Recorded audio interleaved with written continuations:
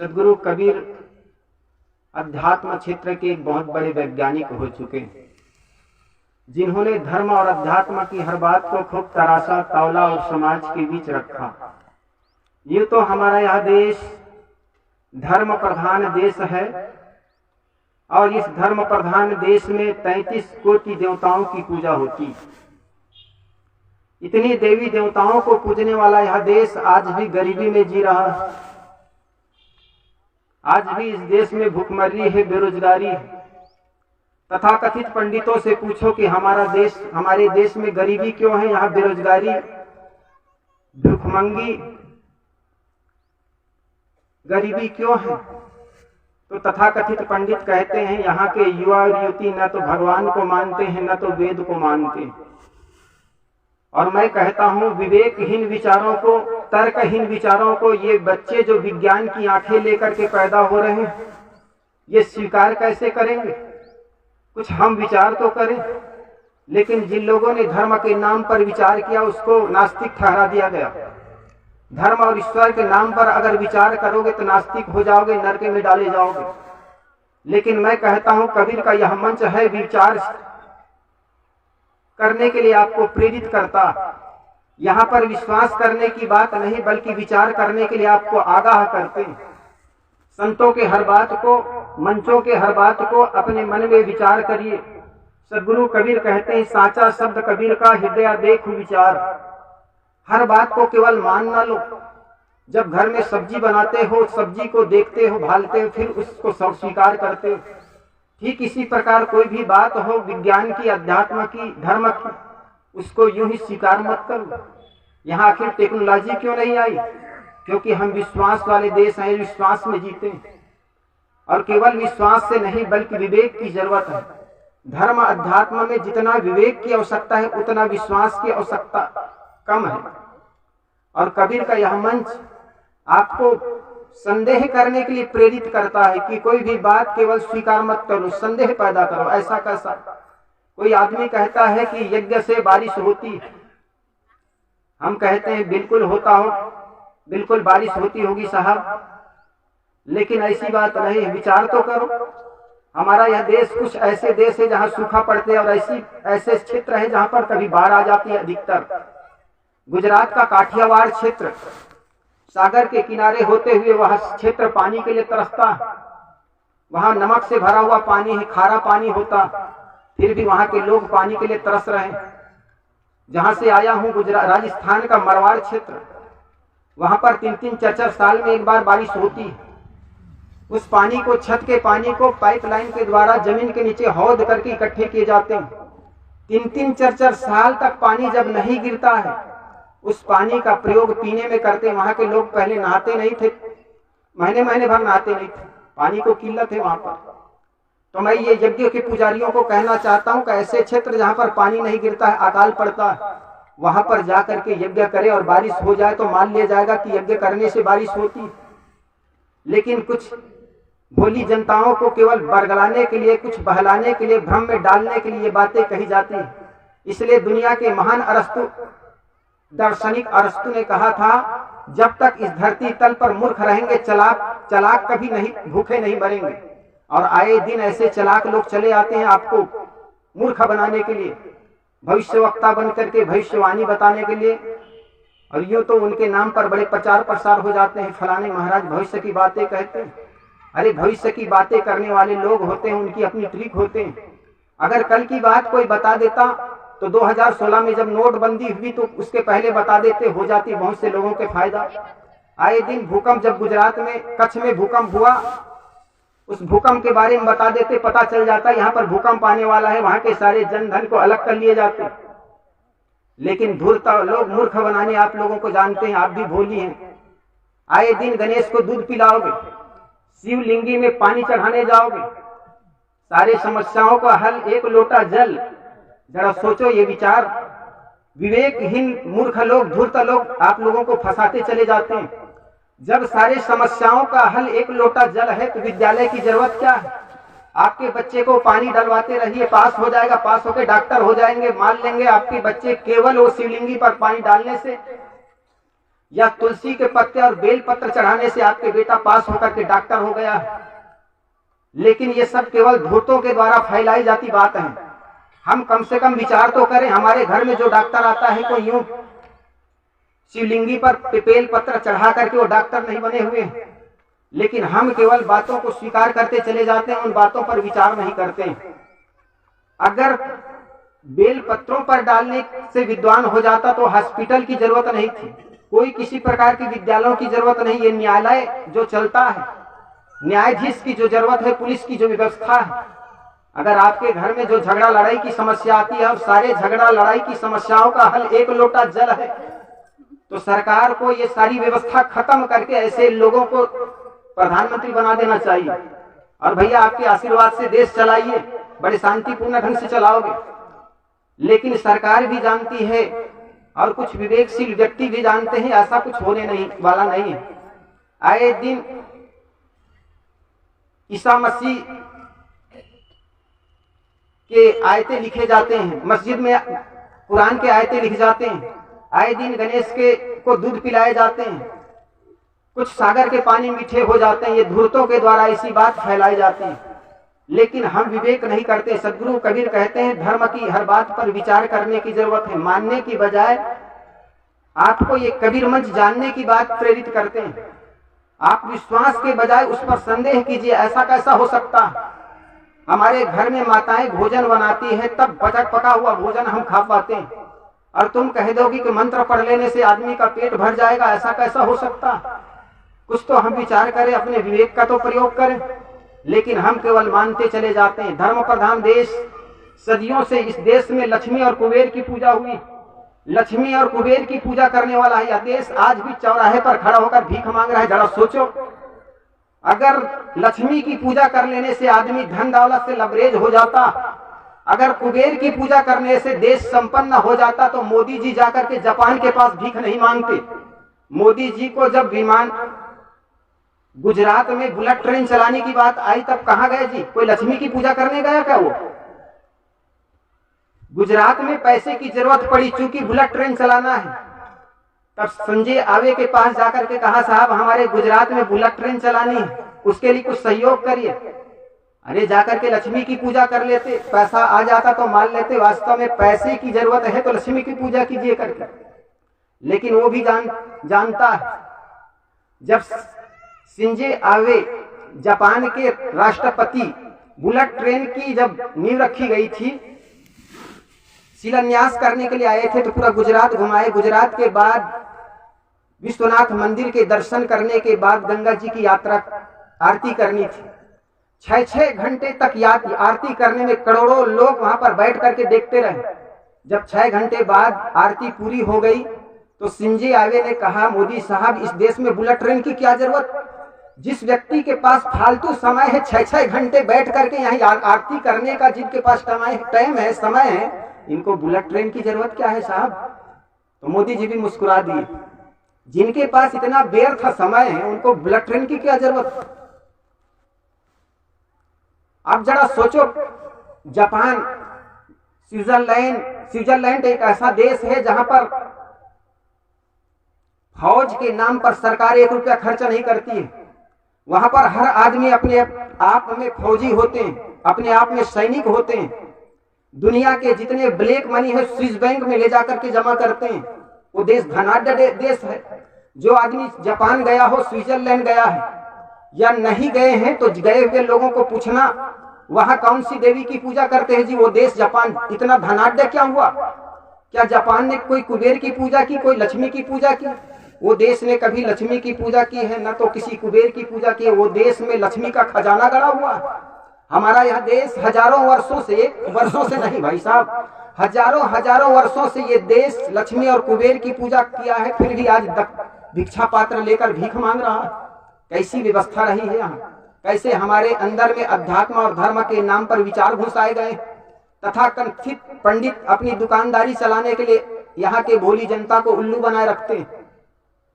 आए दिन ये कहा जाता है, लेकिन हम विचार नहीं करते। साहब सदगुरु कबीर का यह मंच इसलिए आपको आगाह करते हैं कि धर्म के किसी बात को केवल विश्वास के दम पर नहीं विचार कीजिए, विवेकी बनिए। मानने की नहीं बल्कि जानने के लिए जोर देते हैं। मानना होता है विश्वास के बल पर, श्रद्धा के बल पर, जानना होता है विवेक के बल पर, बुद्धि के बल पर, तर्क के बल पर। जो व्यक्ति तार्किक होते हैं, बुद्धिमान होते हैं, विवेकी होते हैं, वो खोजी होते हैं। ऐसा कैसा? आए दिन देखते हैं देवियों को भूत लग जाता है, कहीं टोनही टोना लग जाता। ये सब हमारी कुछ मानसिक रोग होते हैं और उसको ना समझने के कारण हम केवल उसको मानते चले जाते हैं। ये भूत प्रेत जादू टोना ये कुछ होता नहीं है। जैसे मैंने परसों बताया था ना, जिस प्रकार सर्प, विषहीन सर्प के काटने से व्यक्ति मर जाता है केवल भय के चलते, इसी प्रकार आदमी को भय हो जाता है। भय होने से आदमी के मस्तिष्क में पीत बढ़ जाता है और पीत विकार जिस व्यक्ति के मस्तिष्क में चढ़ जाता है वो पागल की तरह व्यवहार करने लग जाता है। दिशाशूल इसी प्रकार एकदम अर्थहीन बात है। ये तो कहा जाता है उत्तर दिश काला, बुधवार उत्तर दिश काला। बुधवार को उत्तर दिशा में जाने से काल होता, लेकिन आज भी आप देखते हैं रायपुर से इलाहाबाद की ओर ट्रेनें चलती, कितने दुर्घटनाएं होती। जिस दिन आपके मन में शुभ कर्म करने की भावनाएं जागे उस दिन कर्म करने के लिए प्रेरित हो जाइए। आप किसी ओझा बैगा या पंडित के चक्कर में मत पड़िए। आपके बेटी बेटा योग्य हो गए हैं, दिन तिथि किसी पंडित को जाकर मत दिखाइए। आपके घर के बड़े बुजुर्गों को सलाह लीजिए। जिस दिन पर आपको लगता है इस दिन हम योग्य हो पाएंगे, व्यवस्था कर पाएंगे, उस दिन शादी का मुहूर्त निकाल लीजिए। लेकिन हम गुलाम बने हुए हैं। घर में बेटी की शादी करना है तो भी पंडित के पास नाक रगड़ने जाते हैं, और 2 दिन 4 दिन घटा दे तो भी कोई बात नहीं, साहब तिथि तो मिल गई, हम स्वीकार कर लेते हैं। पिताजी के मृत्यु हो जाती, उनको स्वर्ग पहुंचाने के लिए भी ऐसी ही बात तिथि निकाली जाती है। फलाने दिन 10वीं को या 30 दिन करते हो, आगे पीछे हो जाएगा तो आपके पिता की मुक्ति होगी नहीं। ये सब चालबाज पंडितों की बनाई हुई कथा कहानी है।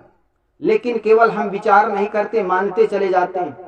धर्म के नाम पर आज इंसान को इंसान से दूरी बनाई गई।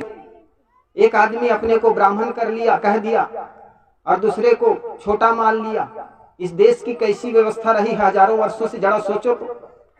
जिस देश के मोटा काम करने वाले, हल चलाने वाले, तेल निकालने वाले, कपड़ा बुनने वाला बुनकर समाज, मटका बनाने वाला कुम्हार समाज, जूता बनाने वाला चर्मकार, झाड़ू लगाने वाला मेहतर साहब, कह दिया ये छोटे, और आपके घर में भीख मांगकर जीवन गुजारा करने वाला बड़ा। कैसी व्यवस्था रही साहब, जरा सोचो तो।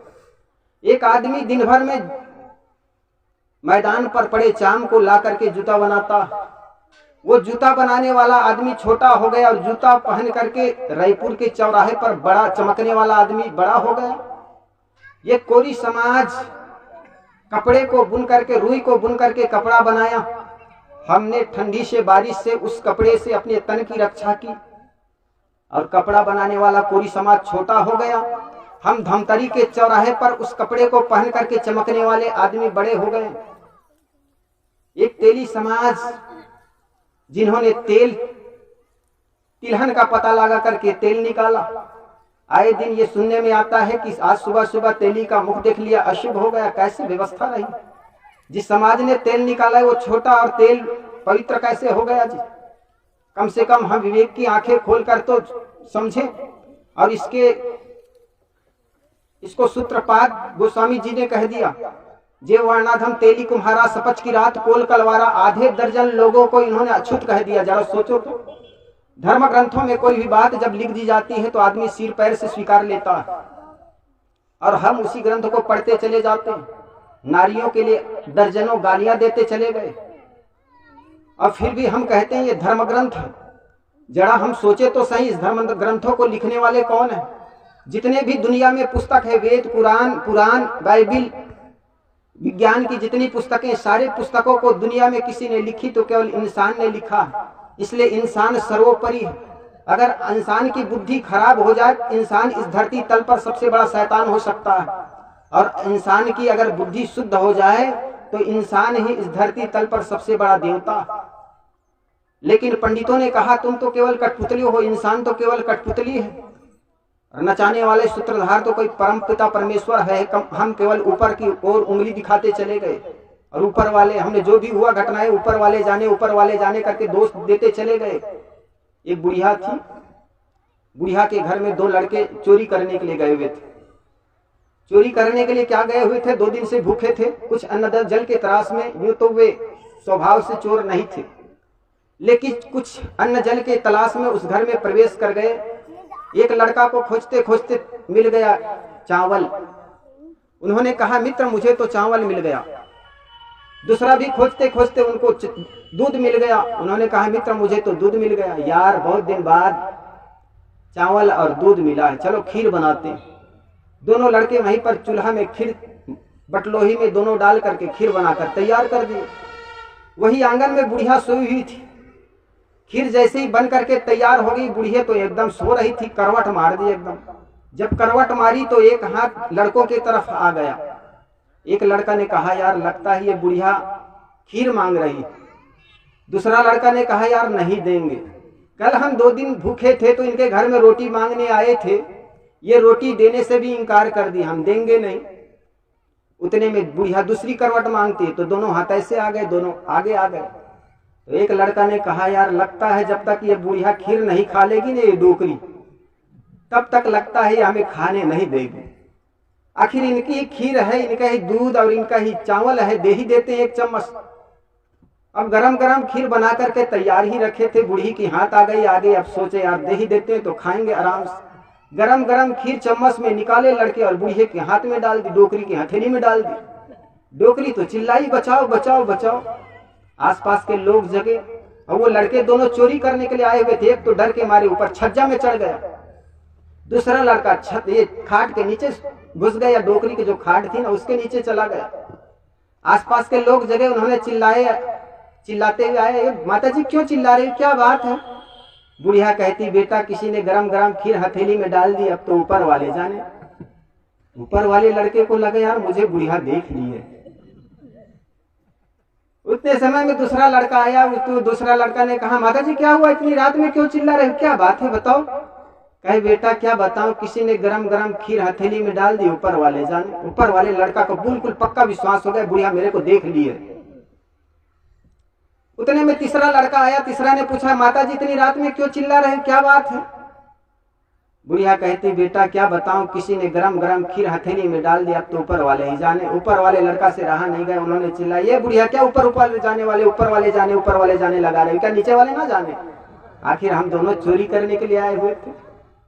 फिर उसके बाद क्या हुआ तो मुझे पता नहीं। बोलिए सदगुरुदेव की जय। धर्म की हर बात को केवल हम स्वीकार करते मत जाए, बल्कि उस पर विचार करें, विवेक करें। और सदगुरु कबीर का यह मंच आपको आगाह करते हैं कि धर्म की हर बात को केवल मानते मत चले जाओ। आए दिन जो भविष्य वक्ता है आपके जीवन के भविष्य बताते हैं, उनके पीछे एक ट्रिक होता है। वो ट्रिक मैं बता दूं, शायद आप भी किसी पर ट्रिक करना। जिनके घर आप जैसे अभी एक महान का उनका चलता है शास्त्री जी का, उनका एक ट्रिक है, वो पीपल में होता है। आपके घर में आपके अगर बच्चों के संबंध में शादी ब्याह की समस्या है तो आप पीले कपड़े में नारियल बांध करके आप अपना एड्रेस डाल देंगे, आपका फोन नंबर डाल देंगे। अब फोन नंबर से एड्रेस से आपका घर का पता उनको चल गया। अब उस फोन के माध्यम से आपको महीने भर बाद उनको जैसा समय मिलेगा वहां पर आपको बुलाए जाएंगे। अब आपको कम से कम आप एड्रेस में आपके पिताजी का भी नाम आ जाएगा। नारियल और कपड़े से आपकी समस्या का पता चल गया, क्योंकि शादी संबंधी समस्या है। अब ये 3-4 बातें जान गया वो, और 3-4 बातें हैं वो स्वाभाविक सबके जीवन में घटता है। एक बात तो ये कि आप जीवन में कमाते बहुत है लेकिन पैसा आपके हाथ में टिकता नहीं है। बताओ किसी के हाथ में पैसा टिका है। दूसरी बात ये कहेगा आप काम तो बहुत करते हैं लेकिन आपकी घरवाली वो सपोर्ट नहीं करती है। अरे भाई घर में तो हिंदुस्तानी पाकिस्तानी ठुसुम ठुम सो रहा है, किनको सपोर्ट करते हैं। ये 2 बात बिल्कुल पक्की है। तीसरी इसी प्रकार के और कुछ तो 3-4 बातें हैं, मैं पक्का ये तो है आपके मन में विश्वास भर जाएगा महाराज जी बिल्कुल भविष्य वक्ता है, भविष्य की बातें बता दी जाती है। और किसी के घर में व्यापार संबंधी समस्या होती है तो लाल कपड़े में नारियल बांध करके आप उस पीपल में बांध देंगे। वो पीपल का नारियल वे लोग खोलते हैं टाइम से, फिर महीना 2 महीना बाद आपको बुलाया जाएगा, फोन से बाकायदा आपका स्वागत किया जाएगा। उसके नाम के माध्यम से आपको फलाने का ये, अब समस्या तो कपड़े के माध्यम से पता चल गया ना।